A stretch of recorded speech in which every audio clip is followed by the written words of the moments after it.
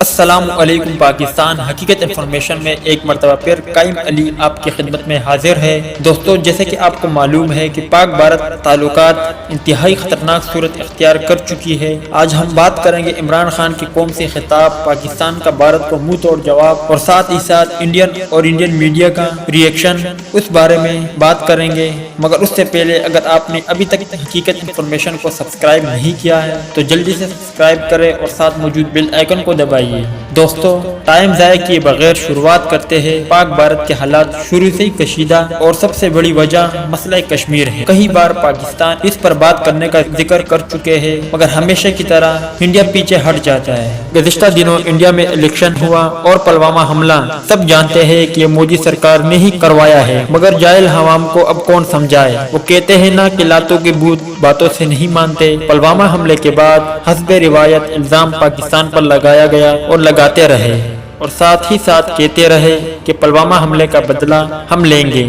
ہم سب جانتے ہیں کہ پاکستان اللہ کی وحدانیت پر ایمان رکھتا ہے اور ایسی گیدر بکتی سے پاکستان ڈرنے والا نہیں ہے۔ بالآخر عمران خان نے اپنے خطاب میں کہا کہ اگر ثبوت ہے تو پیش کرے، ہم کارروائی کریں گے۔ ثبوت ہوتے تو پیش کرتے۔ بھلا مودی جی ایسا کیسے کر سکتا ہے کہ اپنے عوام کے سامنے خود ذلیل اور رسوا ہو؟ مگر ساتھ کپتان نے یہ بھی کہا تھا کہ پاکستان ہمیشہ سے امن چاہتا ہے اور امن کے خواہ ہے، مگر انڈیا نے اگر کوئی ایسی غلطی کی تو انڈیا کو منہ توڑ جواب دیا جائے گا۔ جس کے بعد DGISPR نے بھی اپنے پیغام میں کہا کہ ہم امن کے خواہ ہیں، مگر انڈیا نے کوئی جارحیت کی تو اینٹ کا جواب پتھر سے دیں گے۔ مگر انا کی مستی میں انڈیا نے غلطی کی اور پاکستان کے لائن آف کنٹرول کی خلاف ورزی کرتے ہوئے اپنے جہاز پاکستانی حدود میں لے آئے، جس کا جواب شاہینوں نے نعرہ تکبیر کا نعرہ لگاتے ہوئے بلند ہمتی سے کیا۔ حسب روایت انڈیا طیارے ہوا سے بھاگتا ہوئے اور الٹے پاؤں بھاگ نکلے اور اپنے پیلوٹ بالا کوٹ میں پھینک کر بھاگے۔ مطلب یہ ہے کہ اپنے چپل چھوڑ کر بھاگ گئے تاکہ رفتار میں تیزی آئے، مگر ہمیشہ کی طرح انڈیا میں جشن کا سما تھا کہ ہمارے سورما نے 300 دہشت گرد مارے ہیں، جبکہ حقیقت سب کے سامنے ہے۔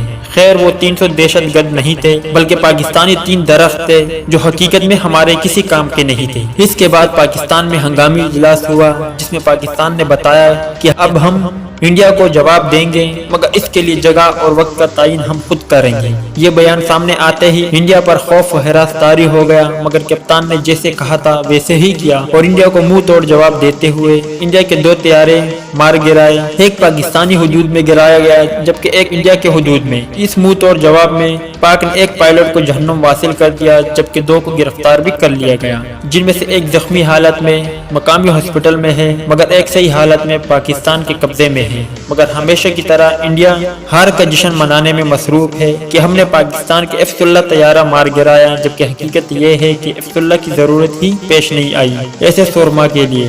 خیر، کچھ دیر پہلے کپتان نے قوم سے مختصر بیان کیا جس میں ہمیشہ کی طرح امن کی بات کی۔ ہم امن چاہتے ہیں، یہ مسئلہ جو سب سے بڑا مسئلہ ہے بات چیت سے حل ہوگی، نہ کہ جنگ سے۔ مگر ساتھ یہ بھی کہا کہ کسی کو بھی یہ حق حاصل نہیں ہے کہ وہ پاکستانی حدود میں داخل ہو، نہیں تو اسے منہ توڑ جواب دیا جائے گا۔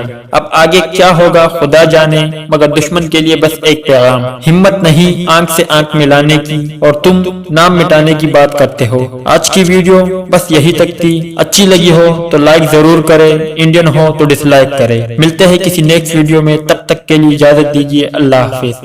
مگر جاتے جاتے بس چھوٹی سی دعا ہے کہ اللہ تعالیٰ پاک فوج، پاک آرمی، پاک ISI، پاک ایئر فورس، پاکستان اور تمام مسلمانوں کو سدا سلامت رکھے، آمین۔